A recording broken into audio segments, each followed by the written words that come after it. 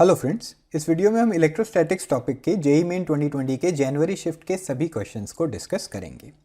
NCERT text book में दो अलग अलग चैप्टर्स में इस टॉपिक को डिस्कस किया जाता है, इलेक्ट्रिक चार्जेस एंड फील्ड्स और इलेक्ट्रोस्टैटिक पोटेंशियल। तो total 6 computer based test conduct किए गए थे और उसमें से electric charges and field topic से 7 क्वेश्चन आए थे और इलेक्ट्रोस्टैटिक पोटेंशियल टॉपिक से 1 क्वेश्चन आया था। यूजुअली इतना इम्बैलेंस नहीं होता है। Year 2013 onwards total electric charges and fields topic से 38 क्वेश्चंस पूछे गए हैं, जबकि इलेक्ट्रोस्टैटिक पोटेंशियल से इन क्वेश्चन को मिलाकर 28 क्वेश्चंस अभी तक पूछे गए हैं। तो इस वीडियो में इन सभी क्वेश्चंस को वन बाय वन हम डिस्कस करेंगे। इसके अलावा जेईई मेन और नीट के 2013 ऑनवर्ड्स फिजिक्स के सभी क्वेश्चंस के detailed video solutions chapter wise आप हमारी ऐप पर देख सकते हैं, जिसको डाउनलोड करने का लिंक इस वीडियो के डिस्क्रिप्शन में दिया गया है। डाउट्स और डिस्कशन के लिए टेलीग्राम ऐप पर आप हमारा ग्रुप भी ज्वाइन कर सकते हैं, उसका लिंक भी वीडियो के डिस्क्रिप्शन में है। अगर आपको हमारी वीडियोस अच्छी लगती हैं तो उन्हें अपने दोस्तों के साथ ज़रूर शेयर करें और हमारे यूट्यूब चैनल को सब्सक्राइब करें। फर्स्ट पेपर का क्वेश्चन देखेंगे। 2 infinite planes each with uniform surface charge density plus sigma are kept in such a way that the angle between them is 30 degrees. Question में diagram दिया हुआ है। यहाँ पर 2 इनफाइनाइट प्लेन्स हैं जिनकी surface charge density plus sigma के बराबर है। दोनों प्लेन के बीच का एंगल है 30 degree. The electric field in the region shown between them is given by। तो दोनों के बीच के रीजन में एक पॉइंट P ले लेते हैं और P पॉइंट पर फील्ड क्या होगी ये हमें बताना है। यहाँ पर आप ध्यान देंगे कि साइन कन्वेंशन दी हुई है एक्स और वाई एक्सिस, जिसमें आप देख सकते हैं एक शीट जो है वो एक्स एक्सिस के अलॉन्ग है और दूसरी शीट उससे 30 डिग्रीज पर हम ले सकते हैं। तो ये एक शीट जो है उसके डायरेक्शन में आप एक्स एक्सिस देखेंगे। यहाँ पर 3D में विजुअलाइज करना है। साइड से आपको शीट एक लाइन की तरह दिखाई दे रही है। ये शीट बेसिकली आपकी स्क्रीन के प्लेन के परपेंडिकुलर दे रखी है। तो शीट के केस में फॉर्मूला जो होता है वो देख लेंगे। कोई भी प्लेन शीट है प्लस सिग्मा डेंसिटी की, तो उससे डिस्टेंस पर आप फील्ड निकाल सकते हैं। डिस्टेंस मैटर नहीं करता है। फील्ड की जो डायरेक्शन होगी वो परपेंडिकुलर टू द प्लेन होगी और उसकी वैल्यू आ जाएगी सिग्मा बाय 2 एप्सिलॉन नॉट की मदद से। तो डिस्टेंस कुछ भी हो वो मैटर नहीं करता है। इट्स जस्ट दैट फील्ड जो होगी that will be perpendicular to the plane of the sheet. तो यहाँ पर P पॉइंट पर जो फील्ड आने वाली है वो दोनों शीट्स की वजह से हम सॉल्व कर सकते हैं। तो यहाँ नाम मैं दे रहा हूँ। एक जो एक्स एक्सिस के अलॉन्ग शीट आप देख सकते हैं, उसका क्रॉस सेक्शन वो शीट 1 है और उससे 30 डिग्रीज पर शीट 2 हमें दी हुई है। तो शीट 1 की वजह से जो फील्ड आएगी वो उसके परपेंडिकुलर डायरेक्शन में आएगी, इसको मैं E1 ले लूँगा। और दूसरी शीट की वजह से जो फील्ड आएगी वो उसके परपेंडिकुलर, उसके नॉर्मल के अलॉन्ग होगी। उस फील्ड को हम ले सकते हैं E2 के बराबर।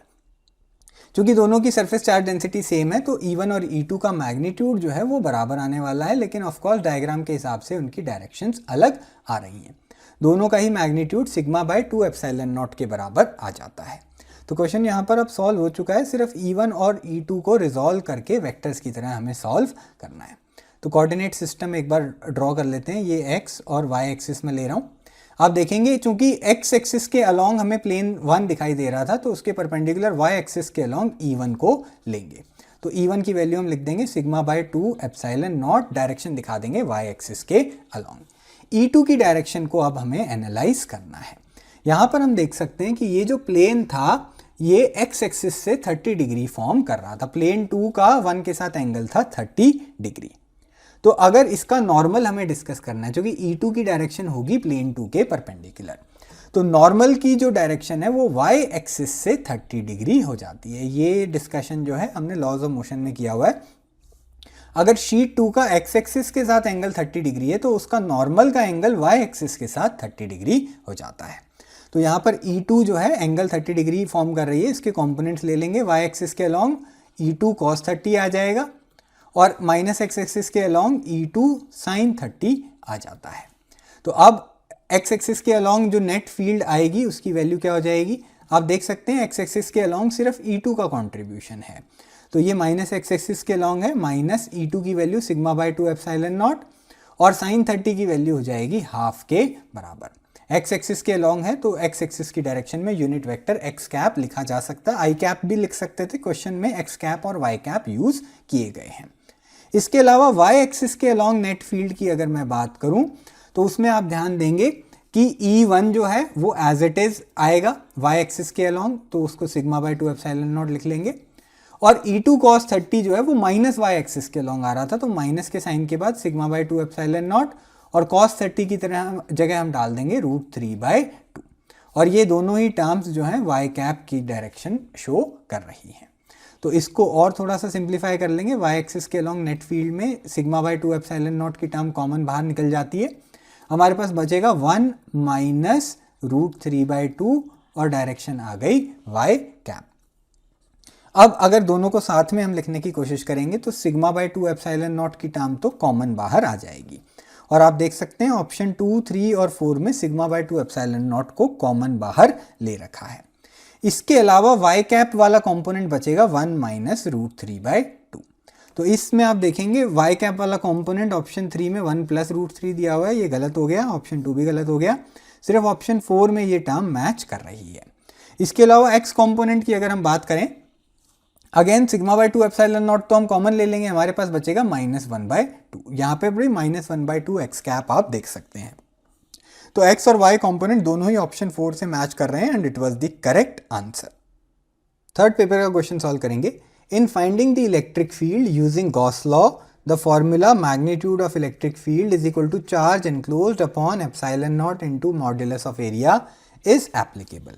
तो गॉस लॉ से मदद से हमने इलेक्ट्रिक फील्ड की कई डेरिवेशंस की हैं, उसमें इस तरीके से हम रिजल्ट यूज़ करते हैं। In this formula, epsilon naught is the permittivity of free space, A is the area of the Gaussian surface, and charge enclosed is the charge enclosed by the Gaussian surface. This equation can be used in which of the following situation? तो यहाँ पर mod of E और mod of A की terms हम किस situation में use करते हैं, उसके लिए गॉस लॉ का फंडामेंटल जो टर्म है उसको एनालाइज करेंगे। तो यहाँ पर गॉसियन सरफेस जब हम चूज़ करते हैं तो वो एक क्लोज्ड सरफेस होता है, और क्लोज सरफेस के थ्रू फ्लक्स की वैल्यू अगर आप सॉल्व करेंगे, flux through the close surface, तो ये charge enclosed upon epsilon naught के बराबर आती है। This is the Gauss law's statement. इस स्टेटमेंट की मदद से अब हम फील्ड किस तरीके से निकालते हैं, सबसे पहले फ्लक्स की वैल्यू को हम लिखते हैं। फ्लक्स का फॉर्मूला होता है इंटीग्रल E.dA। तो यहाँ पर सरफेस को हम इनफाइनाइट पार्ट्स में डिवाइड कर लेंगे। किसी भी जगह पर जो इनफाइनाइटली स्मॉल एरिया है DA, वो DA वेक्टर डिफाइन करेंगे। आप ध्यान देंगे जो एरिया वेक्टर होता है उस वेक्टर की डायरेक्शन जिस भी प्लेन में एरिया है उससे परपेंडिकुलर डायरेक्शन होती है। उस पर्टिकुलर एरिया से जो फील्ड लाइंस पास कर रही हैं उसके लिए फील्ड वेक्टर हमें पता होना चाहिए, और फिर इंटीग्रल E.dA से फ्लक्स हमारे पास आता है, और ये value charge enclosed upon epsilon not से इक्वेट कर दी जाती है। अब इसका अगला स्टेप जो है, जो हम बहुत सी बार यूज़ करते हैं, उसमें हम कुछ अप्रॉक्सीमेशंस लेते हैं। फॉर एग्जाम्पल पॉइंट चार्ज की फील्ड अगर हमें सॉल्व करनी होती थी तो पॉइंट चार्ज से r डिस्टेंस पर मान लेते हैं हमें फील्ड की वैल्यू निकालनी है।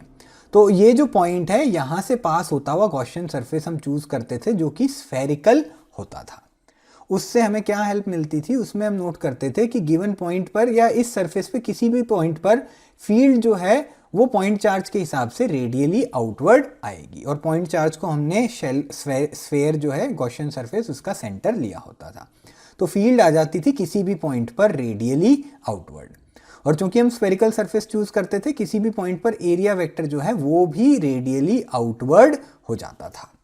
और तो और बाय सिमेट्री हम देखते थे कि इस सरफेस पर किसी भी पॉइंट पर फील्ड की वैल्यू कांस्टेंट होती थी। तो इसीलिए हम दो अप्रॉक्सीमेशंस करके सिंप्लीफाई करते थे टर्म्स को। सबसे पहली बात, हम इंश्योर करते थे कि फील्ड और एरिया वेक्टर जो हैं वो पैरेलल हैं। ये कैसे हो सकता है, अगर ये सरफेस इक्विपोटेंशियल सरफेस हो। इक्विपोटेंशियल सरफेस होने से एरिया वेक्टर और फील्ड वेक्टर जो है वो पैरेलल कैसे आते हैं ये मैं आपको समझा देता हूँ। यहाँ पर आप ध्यान देंगे इक्विपोटेंशियल सरफेस वो होता है जिस सरफेस के सभी पॉइंट्स पर पोटेंशियल सेम हो, यानी कि फील्ड जो है that should be perpendicular to the surface. और आप नोट करेंगे एरिया वेक्टर की डेफिनेशन ये होती है कि area vector is perpendicular to the given surface. तो इसीलिए इक्विपोटेंशियल सरफेस अगर आप चूज करेंगे तो किसी भी पॉइंट पर ई वेक्टर और एरिया वेक्टर की डायरेक्शन सेम आएगी, और दो पैरेलल वेक्टर्स जब लिए जाते हैं तो उनका डॉट प्रोडक्ट लेना आसान हो जाता है। तो हमारे एक स्टेप और आसान हो जाता है, E.dA की जगह E × DA हम लिख देते थे। राइट हैंड साइड बन जाती थी Q enclosed upon epsilon not. तो पहली कंडीशन मैंने ये देख ली है कि हम इक्विपोटेंशियल सरफेस को चूज करेंगे एज अ गॉसियन सरफेस। फिर हम क्या करते थे, हम ये इंश्योर करते थे कि बाय सिमेट्री हर पॉइंट पर फील्ड की वैल्यू सेम रहे। तो फील्ड का मैग्नीट्यूड अगर कांस्टेंट होगा तो यहाँ पर ये जो मैग्नीट्यूड ऑफ फील्ड की टर्म है इसको कांस्टेंट को हम बाहर ले आते थे और हमारे पास बचता था इंटीग्रल डी। तो किसी भी जहाँ पर इन्फाइनेटली स्मॉल एरिया वेक्टर का जो मैग्नीट्यूड है उसको हमें इंटीग्रेट करना होता था। अब यहाँ पर इंटीग्रेशन आसान हो जाती थी, चूंकि फील्ड कांस्टेंट है उसको हम बाहर ले गए थे। Integral d simply total area के बराबर आ जाता है। तो total magnitude of the area vector is equal to charge enclosed upon epsilon naught. फिर इससे फील्ड का मैग्नीट्यूड आ जाता था Q enclosed divided by epsilon naught into magnitude of area. तो ये लास्ट का पॉइंट होता था जिसकी मदद से फाइनली हम अपना आंसर निकालते थे। फॉर एग्जाम्पल पॉइंट चार्ज के लिए फील्ड की वैल्यू किस तरीके से आ जाती थी, पॉइंट चार्ज को हमने एनक्लोज करा दिया तो क्यू की value divided by epsilon not, और चूंकि हमने स्फेरिकल गॉसियन सरफेस चूज किया है तो उसका एरिया का मैग्नीट्यूड आ जाता था 4πr²। तो इससे फील्ड की वैल्यू आ जाती थी q अपॉन 4πε0r²। तो ये जो स्पेसिफिक रिजल्ट है इसमें हमने ओरिजिनल गॉस लॉ में दो अप्रोक्सीमेशन करने होते थे। पहली बात तो गॉसियन सरफेस जो है उसको हम इक्विपोटेंशियल सरफेस चूज करते थे, और दूसरा फील्ड का मैग्नीट्यूड जो था वो उस सरफेस के सभी पॉइंट्स पर कांस्टेंट होता था। तो ऑप्शन नंबर 3 हमें चूज करना था and option number 3 was the correct answer. एक और क्वेश्चन देखेंगे इसी पेपर से। 3 charge particles A, B and C with charges -4q, 2q and -2q are present on the circumference of a circle of radius d। Question में diagram हमें दिया हुआ है जिसमें x और y एक्सिस हमें शो किए गए हैं। ओरिजिन पर सर्कल का सेंटर है और सर्कल का रेडियस की वैल्यू d के बराबर दी हुई है, और इस सर्कल के सर्कमफ्रेंस पर 3 चार्जेस हैं A, B और C। तीनों चार्जेस की वैल्यू भी दी हुई है -4q, 2q और -2q के बराबर। The charge particles A, C and center O of the circle formed an equilateral triangle as shown in the figure। यहाँ पर A, O और C जो 3 पॉइंट्स हैं उनको अगर आप ज्वाइन करेंगे तो एक इक्विलेटरल ट्राइंगल फॉर्म होता है, जिसकी मदद से OA का एंगल x एक्सिस के साथ 30 डिग्री आ गया है और OC का एंगल भी x एक्सिस के साथ 30 डिग्री आ रहा है। ये डायग्राम में ऑलरेडी शोन है। Electric field at O along the x direction is. तो हमें फील्ड O पॉइंट पर फील्ड निकालनी है और उसका कौन सा कंपोनेंट चाहिए, x एक्सिस के अलोंग उसका कंपोनेंट हम सॉल्व करेंगे। यही चीज क्वेश्चन में पूछी गई है। स्ट्रेट फॉरवर्ड क्वेश्चन है। O पॉइंट पर तीनों चार्जेस की वजह से फील्ड हम निकाल सकते हैं। सबसे पहले B पॉइंट को देखते हैं। B पॉइंट पॉजिटिव चार्ज है, तो O पॉइंट पर फील्ड निकालने के लिए B से O को ज्वाइन करेंगे और उनका डिस्टेंस देखेंगे जो कि D के बराबर आ जाएगा। फिर यहाँ पर लाइन ज्वाइनिंग द टू से अवे जो है वो फील्ड की डायरेक्शन होगी। पॉजिटिव चार्जेस की वजह से फील्ड जो है that is directed away from the charge. तो इस तरीके से ये एक एरो है, इसकी मदद से मैंने फील्ड को शो किया है। This is field due to B. इनके मैग्नीट्यूड में अलग लिख देता हूँ ताकि डायग्राम में हौच पौच ना हो। Magnitude of field due to E की वैल्यू क्या आ जाएगी, ये वैल्यू आएगी 1/4πε0। चार्ज की value 2q divided by distance का स्क्वायर यानी कि d का स्क्वायर। अब C वाला चार्ज है उसको भी देखते हैं। C वाला चार्ज नेगेटिव है, तो O और C को हम ज्वाइन करेंगे और line joining O and C के अलोंग ही फील्ड आने वाली है। और नेगेटिव चार्ज है तो जो फील्ड है that will be directed towards the charge. तो नेगेटिव चार्ज की तरफ एक और एरो की मदद से मैं फिर से फील्ड बना देता हूं। क्योंकि B और C को डायग्राम में एक ही लाइन पे शो किया हुआ था तो दोनों फील्ड जो है वो एक ही डायरेक्शन में आ रही है। ये वाली जो टर्म है this will be field due to C। तो C की वजह से जो फील्ड है O पॉइंट पर उसका मैग्नीट्यूड निकाल लेते हैं। वो उसमें 1/4πε0 की टर्म आएगी। चार्ज का मैग्नीट्यूड 2q है और डिनोमिनेटर में डिस्टेंस फिर से O और C का डिस्टेंस d के बराबर आएगा, तो डिनोमिनेटर में d² मैंने डाला है। तो इस तरीके से दो चार्जेस को एनालाइज कर चुके हैं। तीसरा चार्ज है A। A की वजह से फील्ड कैसे देखेंगे, O और A को ज्वाइन करेंगे।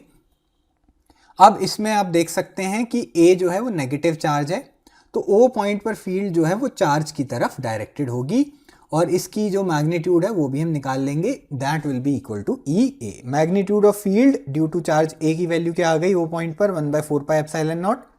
चार्ज का मैग्नीट्यूड है 4q के बराबर और डिस्टेंस उनका भी d है। O पॉइंट का A, B और C तीनों से डिस्टेंस d है, जो कि O सर्कल का सेंटर है और A, B और C तीनों ही सर्कल पे लाई करते हैं। तो इसमें आप ध्यान देंगे जब मैं फील्ड का मैग्नीट्यूड लिखता हूं तो वहां पर मैंने कोई भी नेगेटिव साइन यूज नहीं किया है। क्योंकि पॉजिटिव और नेगेटिव साइन की मदद से ऑलरेडी मैं फील्ड वेक्टर्स की डायरेक्शन को डायग्राम में ले चुका हूँ। तो मैग्नीट्यूड मैंने अलग लिखा है, डायग्राम में एरोस की मदद से फील्ड की डायरेक्शन में शो कर चुका हूँ। अब टोटल फील्ड जो है तीनों वेक्टर्स का सम आएगा और इसमें हमें उसका x कंपोनेंट सॉल्व करना है। तो तीनों ही वेक्टर्स का x कंपोनेंट हम ले लेंगे। तो x कंपोनेंट्स किस तरीके से आएंगे वो भी हम देख लेते हैं। यहाँ पर आप देखेंगे b का x कंपोनेंट भी प्लस x एक्सिस के अलॉन्ग आएगा, c का x कंपोनेंट भी प्लस x एक्सिस के अलॉन्ग आएगा और a का x कंपोनेंट भी प्लस x एक्सिस के अलॉन्ग आ रहा है। तो तीनों ही फील्ड्स का x एक्सिस के साथ कंपोनेंट जो है वो एड अप होने वाला है।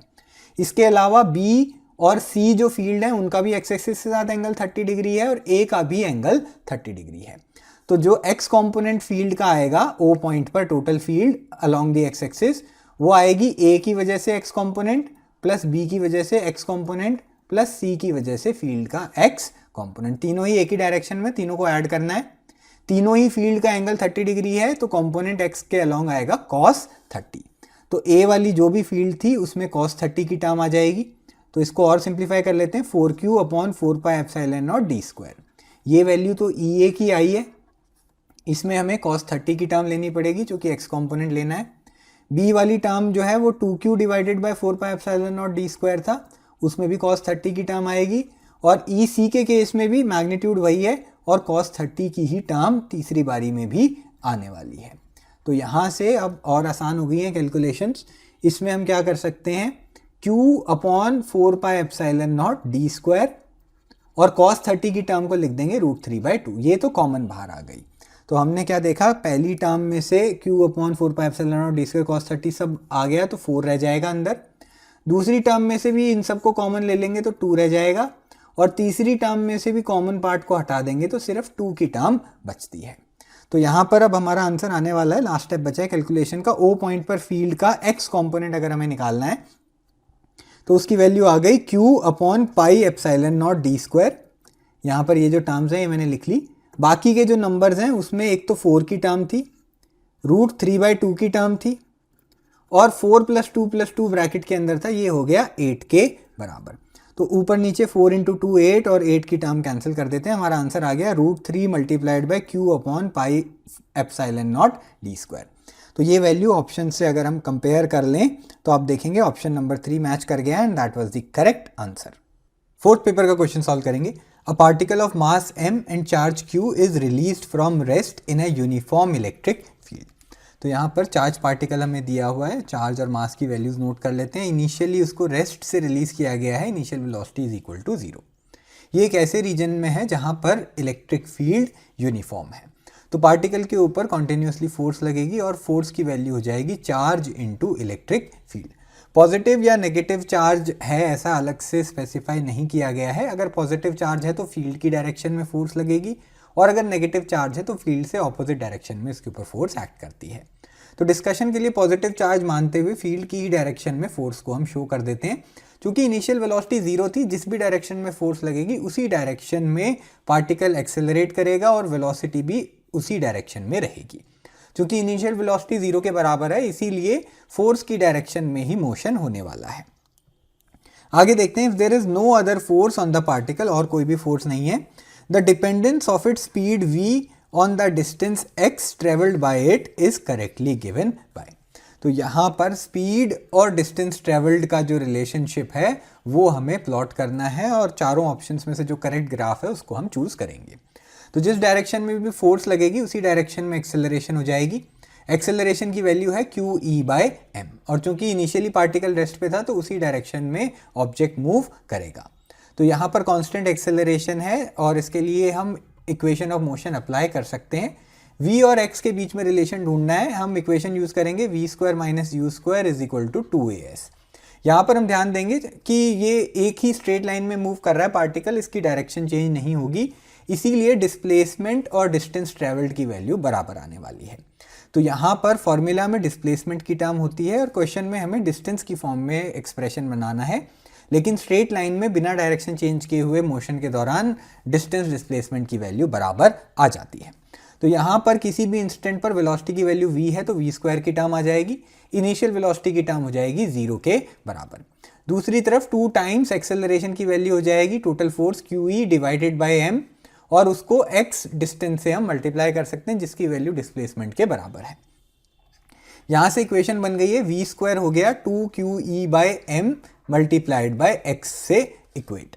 तो ये जो रिलेशन है इसको जनरल इक्वेशन से हम कंपेयर कर सकते हैं। y² is equal to kx form में इक्वेशन अगर आती है तो यहाँ पर पैराबोलिक ग्राफ बनता है, और k की टर्म अगर पॉजिटिव है तो ये पैराबोला राइट की तरफ ओपन होगा।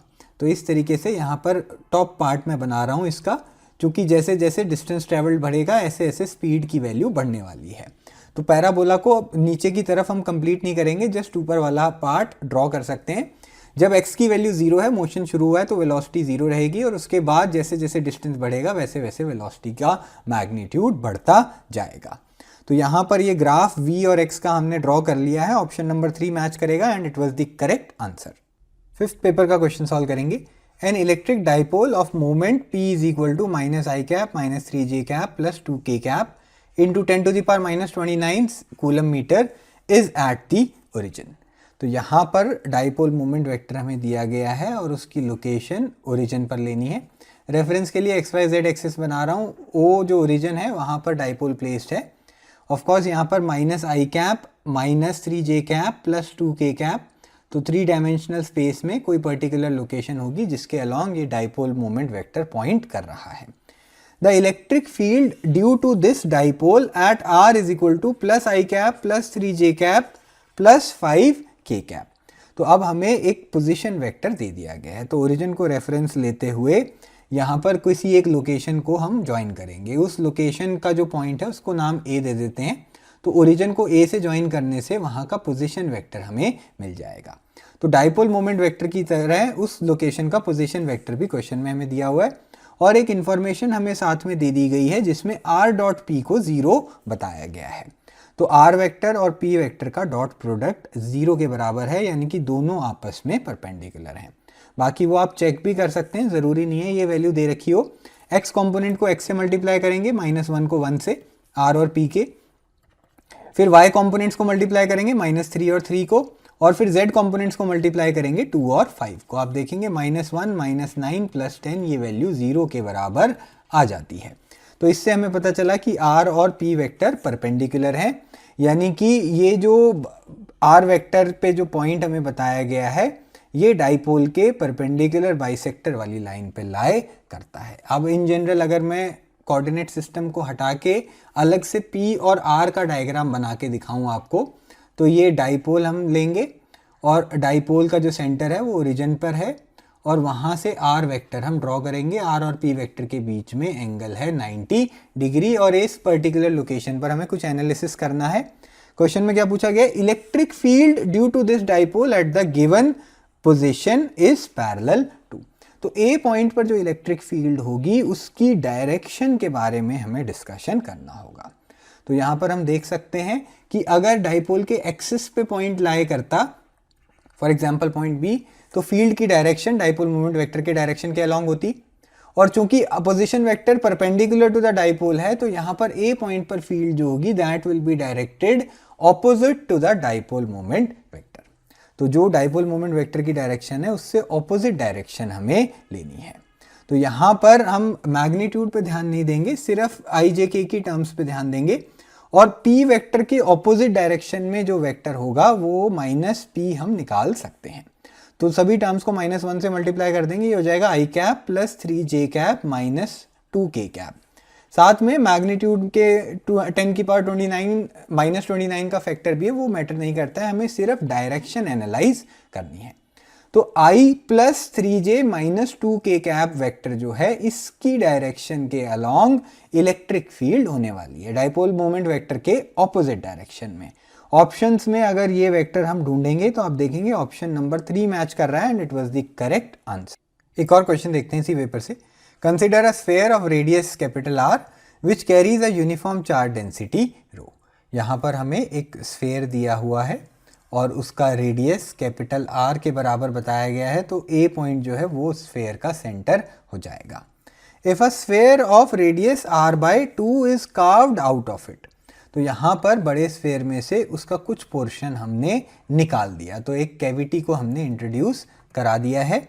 टिपिकल क्वेश्चन है, चाहे इलेक्ट्रिक चार्जेस एंड फील्ड का चैप्टर हो या फिर सेंटर ऑफ मास का डिस्कशन, ग्रेविटेशनल फोर्स की बात की जाए या मोमेंट ऑफ इनर्शिया, सभी टॉपिक्स में ये टिपिकल कैविटी वाले क्वेश्चंस आते हैं। इसमें रेशो पूछा गया है field at A upon field at B का magnitude EA and EB respectively at points A and B due to the remaining portion is। तो पहले हमें बड़ा स्फेयर दिया गया, फिर उसमें से कुछ पार्ट हमने कट कर दिया जिससे कैविटी इंट्रोड्यूस हो गई।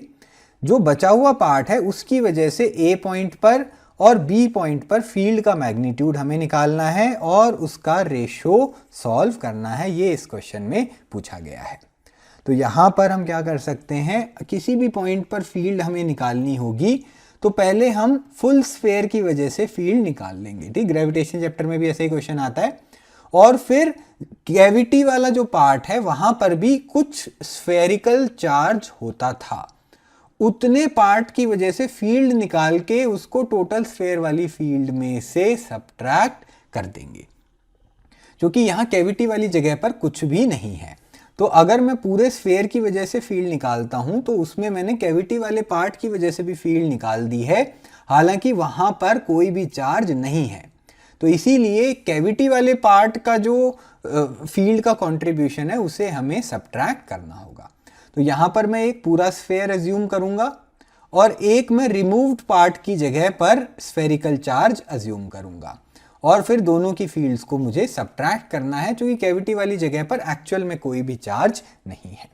और स्फेयर के लिए फील्ड के फॉर्मूलाज हमें मालूम है, तो ए और बी पॉइंट्स दोनों पर हमें ये कैलकुलेशंस करनी होंगी। तो सबसे पहले यहाँ पर ए पॉइंट को हम एनालाइज कर लेते हैं।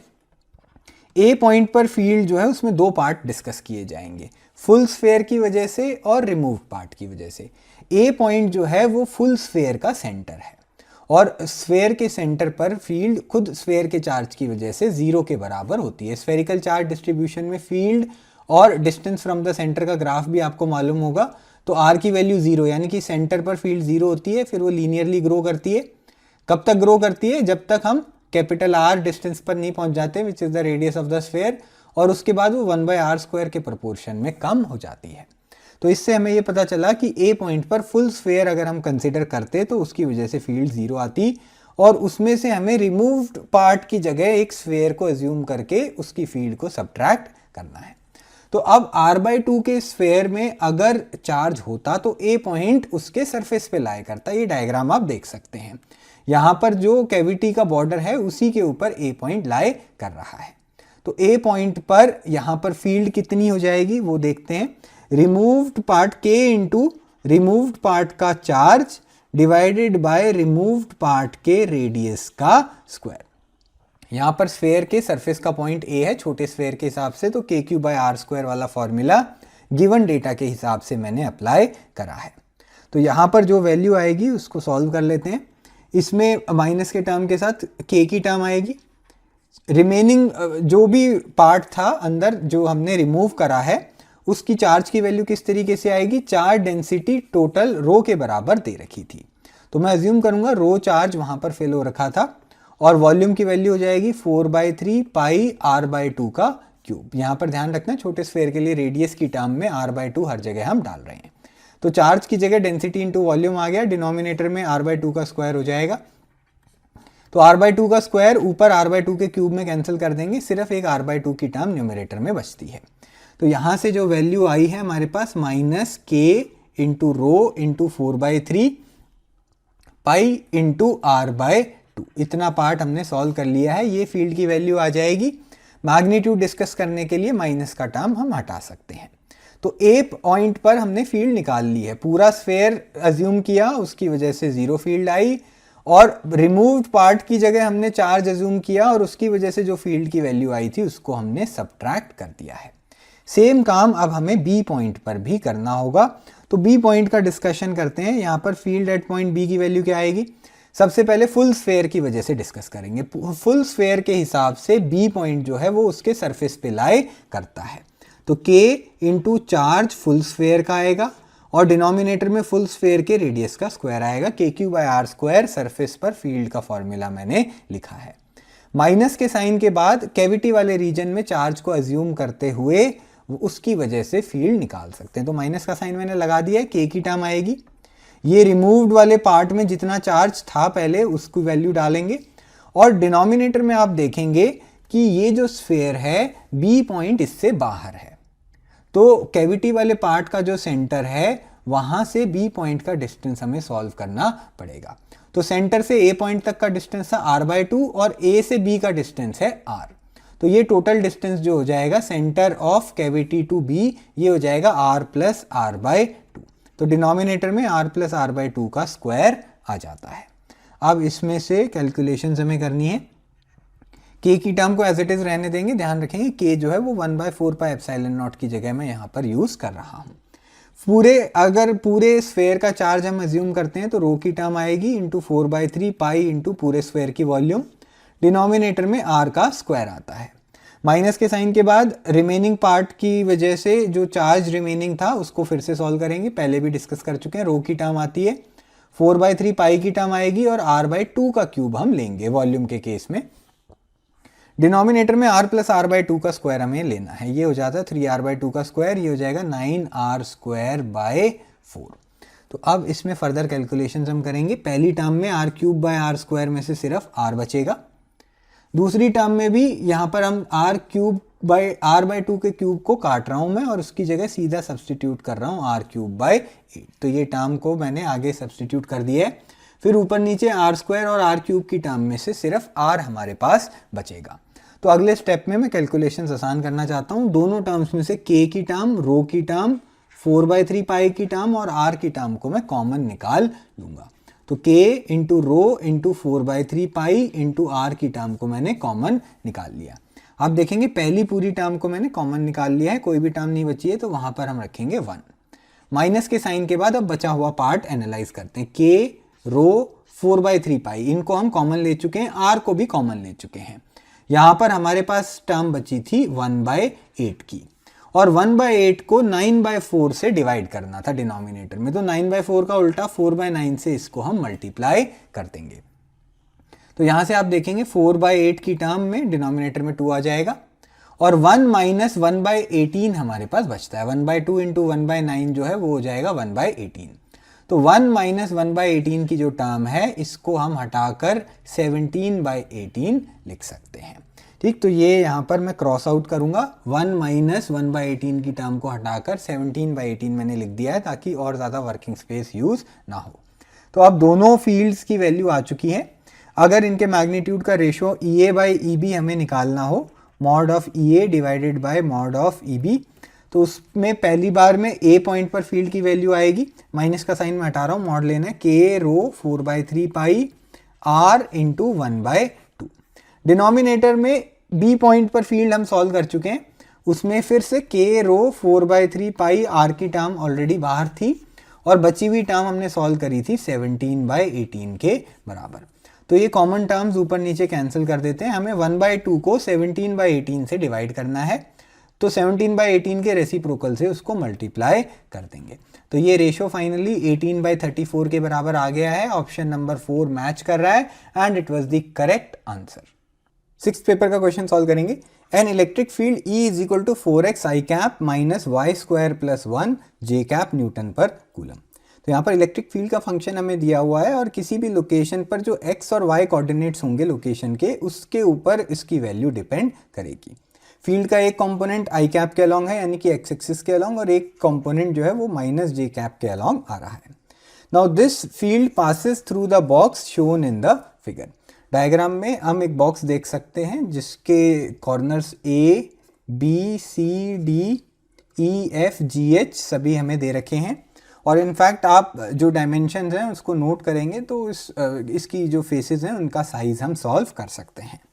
The flux of the electric field through the surfaces ABCD and BCGF are marked as phi1 and phi2 respectively. तो दो फेसेस हमें डिस्कस करने हैं। एक फेस है ABCD, तो यहाँ पर आप देख सकते हैं ये टॉप वाला फेस हमें डिस्कस करना है, इसके थ्रू इलेक्ट्रिक फील्ड का फ्लक्स निकालना है। और दूसरा फेस है BCGF, तो BCGF वाला जो फेस है उसके थ्रू भी हम फ्लक्स की कैलकुलेशन करेंगे। एक की वैल्यू φ1 और दूसरे की φ2 आएगी रिस्पेक्टिवली, और इन दोनों वैल्यूज़ का डिफरेंस हमें सॉल्व करना है। तो यहाँ पर जो ज्योमेट्री दे रखी है उसको एनालाइज करते हैं। सबसे पहले फ्लक्स 1 की कैलकुलेशन हम करेंगे। इन जनरल फ्लक्स का फॉर्मूला होता है इंटीग्रल E.dA।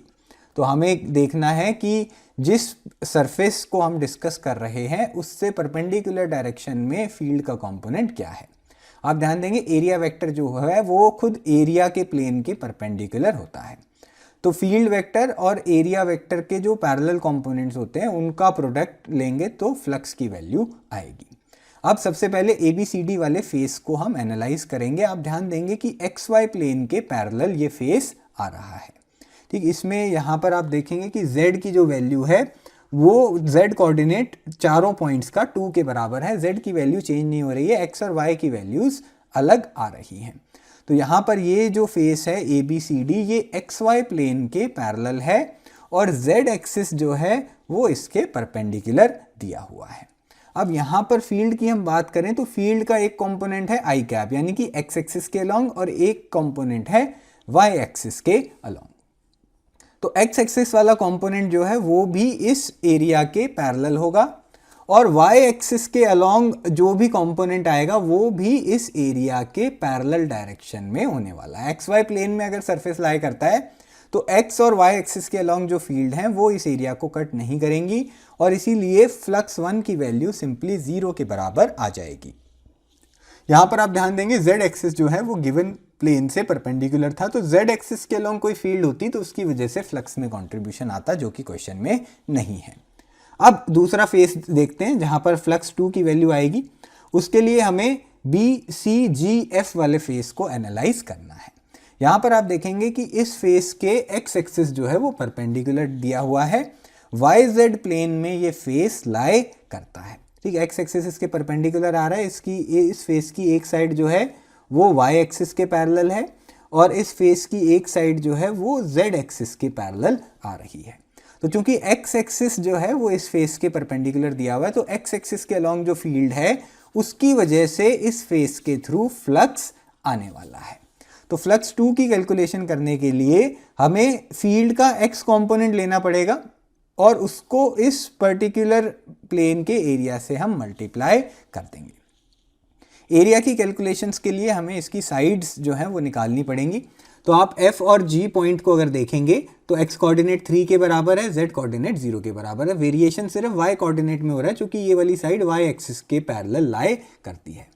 तो F पॉइंट का Y कोऑर्डिनेट है 0 और G पॉइंट का Y कोऑर्डिनेट है 2। तो यहाँ पर G से F वाली साइड की लेंथ हो जाएगी 2 यूनिट्स के बराबर। सिमिलरली आप C और G पॉइंट्स को एनालाइज कर सकते हैं जिसमें आप देखेंगे X कोऑर्डिनेट दोनों का 3 है, Y कोऑर्डिनेट दोनों का 2 है। X और Y कोऑर्डिनेट फिक्स्ड हैं क्योंकि ये वाली साइड Z एक्सिस के पैरेलल हमें दी हुई है तो X और Y कोऑर्डिनेट चेंज नहीं होंगे। Z कोऑर्डिनेट्स एक का 0 है और दूसरे का 2 है तो ये वाली लेंथ भी 2 यूनिट के बराबर हो जाती है। तो एक तरीके से ये स्क्वायर फेस हमें दे रखा है। तो एरिया की वैल्यू तो आ जाएगी 4 यूनिट्स के बराबर। SI यूनिट्स में अगर वैल्यूज हैं तो 4 मीटर स्क्वायर इसको हम ले लेंगे। फील्ड की वैल्यू हमें सॉल्व करनी है X कंपोनेंट। इस फेस पर जितने भी पॉइंट हैं वहां पर आप देखेंगे X कोऑर्डिनेट की वैल्यू 3 के बराबर हमें दे रखी है। यहाँ पे आप देखेंगे C पॉइंट का X कोऑर्डिनेट भी 3 है, B पॉइंट का X कोऑर्डिनेट 3 है, F पॉइंट का X कोऑर्डिनेट 3 है और G पॉइंट का भी X कोऑर्डिनेट 3 है। इनफैक्ट इस फेस पर जितने भी पॉइंट्स हैं सभी में X कोऑर्डिनेट की वैल्यू 3 आएगी। तो फील्ड के X कंपोनेंट सॉल्व करने के लिए X की जगह हम 3 पुट कर देंगे तो ये हो जाएगा 4 × 3 के बराबर।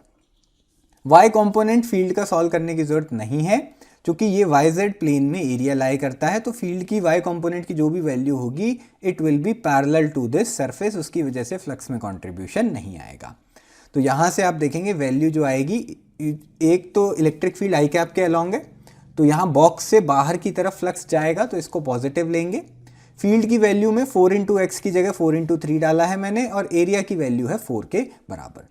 तो 4 × 3 12 × 4 48 न्यूटन मीटर स्क्वायर पर कूलम जो है वो फ्लक्स 2 की वैल्यू आई है। तो अब फ्लक्स 1 माइनस फ्लक्स 2 करेंगे तो पहली वैल्यू 0 थी और दूसरी वैल्यू 48 थी तो हमारा आंसर -48 के बराबर आ जाएगा SI यूनिट्स में, which was the correct answer. Fourth paper का क्वेश्चन डिस्कस करेंगे। Consider two charge metallic spheres S1 and S2 of radii R1 and R2 respectively. तो यहाँ पर दो स्फेयर्स हमें डिस्कस करने हैं। रेफरेंस के लिए डायग्राम बना लेते हैं। यहाँ पर स्फेयर का नाम S1 है जिसका रेडियस R1 के बराबर दिया गया है। उसी के नज़दीक एक और स्फेयर बना लेते हैं S2 जिसका रेडियस हम R2 के बराबर ले लेंगे। The electric fields E1 and E2 on S1 and S2 on their surfaces are such that E1 by E2 is equal to R1 by R2। तो पहले स्फेयर के सरफेस के नज़दीक फील्ड की अगर हम बात करें तो सरफेस से जस्ट आउटसाइड यहाँ पर चार्ज मेटालिक स्फेयर हमें दिया है।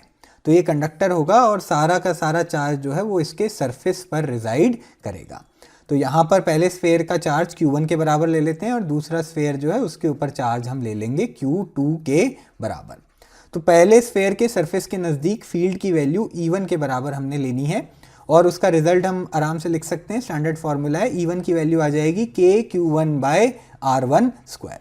सिमिलरली दूसरे स्फेयर के सरफेस के नज़दीक अगर एक पॉइंट हम लेंगे तो वहाँ पर फील्ड की वैल्यू आ जाएगी KQ2 बाय R2 का स्क्वायर। इसके आगे देखते हैं, यहाँ पर E1 और E2 का रेशो R1 बाय R2 के बराबर क्वेश्चन में दिया हुआ है। तो ये कंडीशन भी हम यूज़ कर लेते हैं। E1 बाई E2 की वैल्यू फॉर्मूला के हिसाब से क्या आएगी, KQ1 by R1 square E1 के लिए यूज़ करेंगे, KQ2 by R2 square E2 के लिए यूज़ करेंगे और इनका रेशो R1 बाय R2 के बराबर दिया गया है। इससे Q1 और Q2 के टर्म्स में रिलेशन आ जाता है। K की टर्म मैंने ऊपर नीचे कैंसिल कर दी है।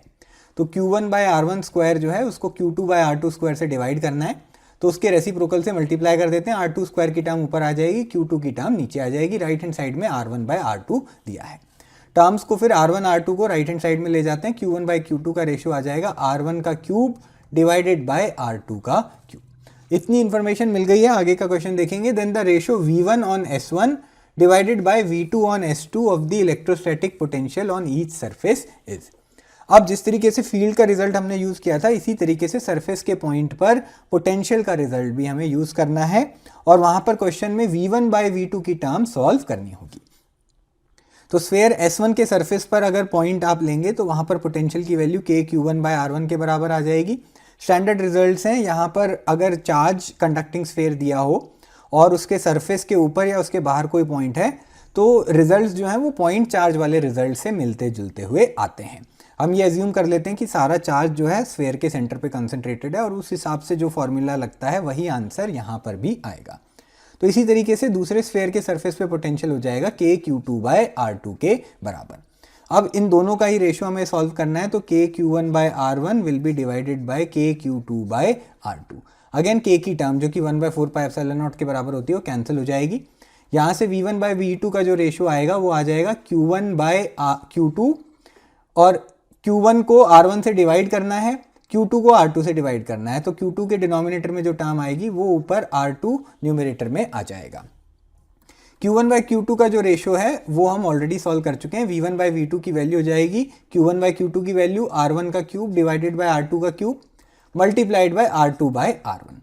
तो ऊपर नीचे R1 की एक टर्म कैंसिल हो जाएगी, ऊपर R1 का स्क्वायर बचेगा। सिमिलरली R2 की टर्म कैंसिल हो जाएगी, डिनोमिनेटर में R2 का स्क्वायर बचेगा। वैल्यू सॉल्व हो गई है। V1 बाई V2 की वैल्यू R1 बाय R2 का स्क्वायर आ गई है। आप देखेंगे ऑप्शन नंबर 4 मैच कर रहा है and it was the correct answer.